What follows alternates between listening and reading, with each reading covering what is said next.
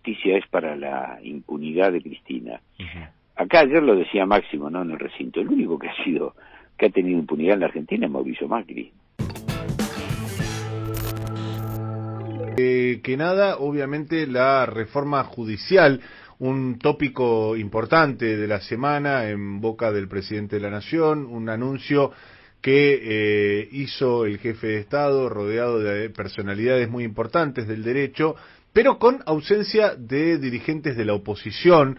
Me gustaría una primera reflexión sobre ese carácter que tuvo la presentación de su parte.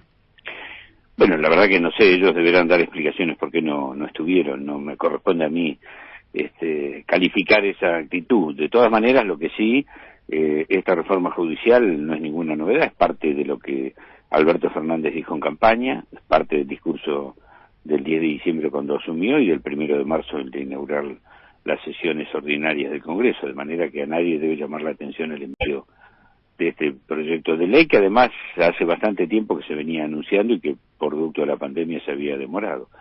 Yo creo que es también el macrismo intentó reformarla, y parte de las propuestas que hizo el macrismo están también en esta propuesta que ha enviado el Poder Ejecutivo, que tiene que ver con los juzgados federales del interior. Nosotros vamos a iniciar el tratamiento el próximo martes, las comisiones de Asuntos Constitucionales, que preside la senadora Sagnum de Santa Fe, junto con la Comisión de Justicia. Vamos a recibir a la ministra Lozardo para que dé explicaciones, y bueno, sí, hemos citado a todos los senadores para comenzar el tratamiento de este proyecto en el Senado con toda amplitud. Estamos conversando con los senadores del sector de Cambiemos, vamos a escuchar a otros actores y bueno, creo que es una deuda que la democracia tiene para terminar con esto que el presidente calificó de sótanos y que yo me animo a decir que es algo más que sótano, eran los cloacas de la democracia, esta connivencia entre sectores de la inteligencia, sectores de la justicia, jueces, fiscales, grupos mediáticos y sectores del gobierno, ¿no? Esto es lo que hay que terminar y que todos tengamos una justicia que nos juzgue con la Constitución y en base a las pruebas. Parrilli, ¿qué aspecto de la reforma judicial propende a eliminar esos sótanos de la democracia puntualmente? Bueno, ahí no solamente la reforma judicial, se necesitan varios actores. Uno, el Poder Ejecutivo, que ya lo hizo. Ya Alberto Fernández modificó la ley de inteligencia y prohibió toda relación de los agentes de inteligencia con los jueces federales.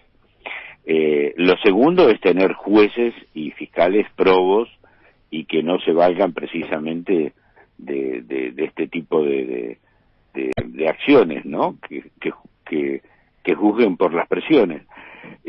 Lo otro, obviamente, esta reforma lo que tiende es aumentar y llevar a 23 y después a duplicar el número de jueces federales, unificando la justicia criminal federal junto con la penal económica y que haya una sola jurisdicción, que es la justicia penal federal de la capital federal. Creo que esto lo que hace es amplía el número de magistrados y de jueces y esto diluye el poder concentrado que hoy tenemos en muy pocos jueces y fiscales de Comodoro Pi. Y por otro lado también la implementación del nuevo Código de Procedimientos, ¿no? Pasar a este sistema acusatorio y no al sistema inquisitorio que tenemos. Es decir, que centralmente para abandonar aquella idea de los sótanos de la democracia y la peor justicia, lo que se hace es licuar el poder que hoy recae solamente sobre 12 magistrados de Comodoro Pi y ampliarlo, digamos, triplicar esa posibilidad de sí, efectivamente, tener más jueces y más fiscales que sean y menos poder absoluto en pocas manos, ¿no? Fíjese que nosotros, los funcionarios de la anterior gestión, prácticamente estuvimos en manos de 4 o 5 jueces, que la casualidad daba que los sorteos siempre la bolilla caía para Bonadío. A mí me jugó, y a Cristina Kirchner también, en todas las causas caían siempre lo mismo, Bonadío, Stornelli, Mari Juan, Ercolini, eran los jueces que nos... Y después, obviamente, una cámara de apelaciones con jueces ingresados por la ventana, como en el caso de Bruglia y Bertuzzi, que, claro, que fueron nombrados jueces especiales. Lo que hay que decir es esto. A nosotros nos juzgaron jueces especiales, fueron jueces puestos a dedo para juzgarnos a nosotros, que ya venían con la directiva de una sentencia condenatoria, obviamente, contra nosotros. Bueno, esto es lo que hay que terminar. Yo no quiero jueces que condenen a Macri, yo quiero jueces que juzguen a Macri y a los macristas con las garantías del debido proceso, de la presunción de inocencia, de la garantía de la decencia del juicio, y que si ellos condenen, sean con pruebas, y no como hizo este personaje Irusun, ¿no?, que creó una teoría del poder residual de los funcionarios, y para, bueno, fíjese, acabó funcionarios para las prisiones preventivas. 3, 4 años presos, sin ser condenados, y ahora algunos sectores de la oposición, y sobre todo los medios de comunicación, hablan de que esta justicia es para la impunidad de Cristina.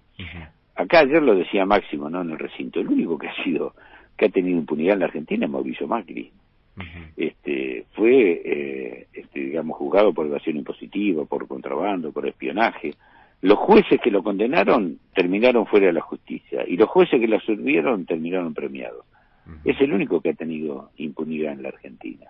De manera que es casi tragicómico, ¿no?, esto que ellos dicen.